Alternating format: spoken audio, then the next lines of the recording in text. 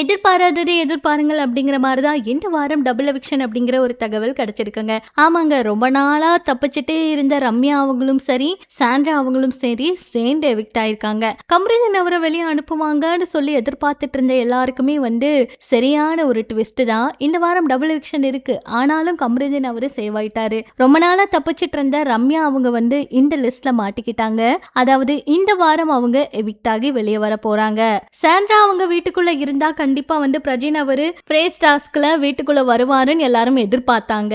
ஆனா எதிர்பாராததை எதிர்பாருங்கள் அப்படிங்கிற மாதிரி சாண்ட்ரா அவங்களையும் சேர்ந்து வெளியே அனுப்பிட்டாங்க. அந்த வகையில பிக் பாஸ்ல இந்த வாரம் ரம்யா அவங்களும் சாண்ட்ரா அவங்களும் ரொம்ப குறைவான வாக்குகள் வாங்கியிருந்ததுனால வெளியே அனுப்பிட்டாங்க.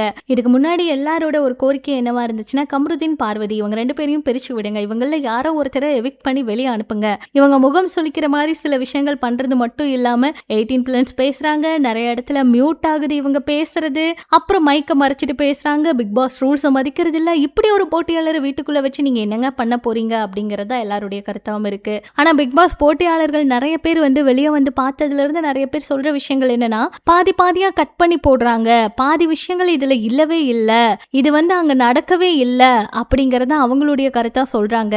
ஆனா வெளியே அவங்க பார்த்ததுக்கு அப்புறம் தான் இந்த இடத்துல என்ன நடந்துச்சு, எது உண்மை அப்படிங்கறத அவங்களே சொல்லுவாங்கன்னு எதிர்பார்ப்பு இருக்கு. சோ வீட்டுக்குள்ள நடக்கிற விஷயங்கள் பாதி பாதியா கட் பண்ணி போடுறதுனால சில விஷயங்கள் அவங்க மேல தவறான எண்ணத்தையும் தோண வைக்குதுன்னே சொல்லலாம். ஸோ சரியா அங்க என்ன நடந்துச்சு அப்படிங்கிறது தெளிவாவே எதுவும் பிக் பாஸ் டீம் எடிட்டே பண்ணலன்னு சொல்லலாம். இந்த முறை அந்த ஒரு சில விஷயங்கள் எல்லாம் கூட குற்றச்சாட்டா வைக்கப்பட்டுச்சு.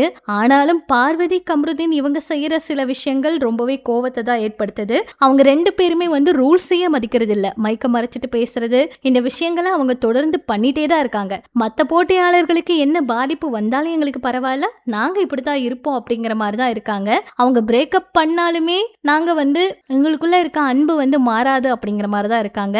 பார்வதி எனக்கு இது வலிச்சாலும் பரவாயில்ல, கமருதீன் எனக்கு வேண்டான்னு சொன்னாலுமே மறுபடியும் கமருதீன் கூட சேர்ந்து தான் இப்ப அதிகமா பேசிக்கிட்டு இருக்காங்க. ஸ்மோக்கிங் ரூம்குள்ள அவங்க பேசுறது, அதாவது அவங்க 2 பேரும் போனது, இந்த விஷயங்கள் எல்லாம் பார்த்து பிக் பாஸே கமருதீன் பார்வதி அப்படின்னு சத்தம் போடுற மாதிரி வீடியோக்கள் எல்லாம் கூட வைரல் ஆயிட்டு இருக்கு. ஸோ என்ன நடக்க போகுது, வெளியே இதெல்லாம் பார்த்துட்டு என்ன சொல்ல போறாங்க, இவங்க வீட்டுக்குள்ள இருந்தாங்கன்னா இந்த ஃப்ரீஸ் டாஸ்க் வரும்போது இவங்க ஃபேமிலியில இருந்து வீட்டுக்குள்ள போகும்போது இதையெல்லாம் பார்த்துட்டு இவங்க என்னெல்லாம் கேள்வி கேட்க போறாங்க, இல்ல திட்டு வாங்க போறாங்களா, அடி வாங்க போறாங்களாங்கிற மாதிரி எல்லாம் கூட எதிர்பார்ப்பு இருக்கு. ஸோ வெயிட் பண்ணி பார்க்கலாம் பிக் பாஸ் வீட்டை விட்டு அவங்க வெளியே வந்ததுக்கு அப்புறம் இதுக்கு என்ன விளக்கம் கொடுப்பாங்கன்னு.